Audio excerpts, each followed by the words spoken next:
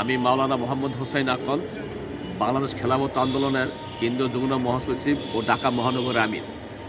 আমি বিএনপির সম্মানিত ভাইস চেয়ারম্যান তারেকুর রহমান দেশে এসেছেন, আমি তাকে অসংখ্য ধন্যবাদ জানাচ্ছি।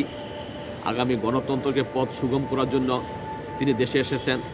যদি তিনি আরও আগে আসতেন তাহলে দেশের রাজনৈতিক অঙ্গনে যেটা বিশৃঙ্খলা দেখা দিয়েছিল তা থেকে রেহাই পাওয়া যেত।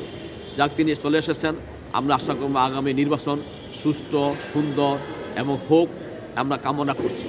তবে নির্বাচন আদৌ সুষ্ঠু হয় কি না এটা আমাদের ভিতরে একটা কনফিউশন শুরু হয়ে গেছে, যেটা জাতি জানতে চায় যে আসলে নির্বাচন হবে কি না।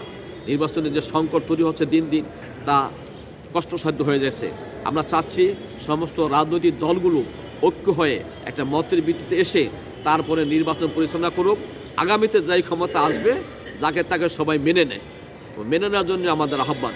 বাংলাদেশ খেলাফত আন্দোলন চাচ্ছে দল মত নির্বিশেষে সবাই যাতে ঐক্যবদ্ধভাবে সরকার গঠন করে এবং দেশটাকে সুন্দর সোনার বাংলা তৈরি করে নেয়, এটা আমাদের চাহিদা। কিন্তু দিন দিন যে অবস্থা হচ্ছে তাতে মনে হয় যে দেশের অবস্থা অন্যদিকে চলে যাচ্ছে। সারা বিশ্ব তাকায় আছে আমাদের দেশে নির্বাচনটা কখন হবে, কখন আশাবাদী।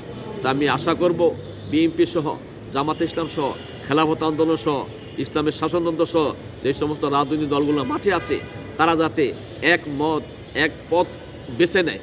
আমি আশা করব সুষ্ঠু নির্বাচনের জন্য সবাই একমত হয়ে কাজ করবেন, এই অঙ্গীকার ব্যক্ত করলাম। আসসালামু আলাইকুম ওয়া রাহমাতুল্লাহি ওয়া বারাকাতুহু।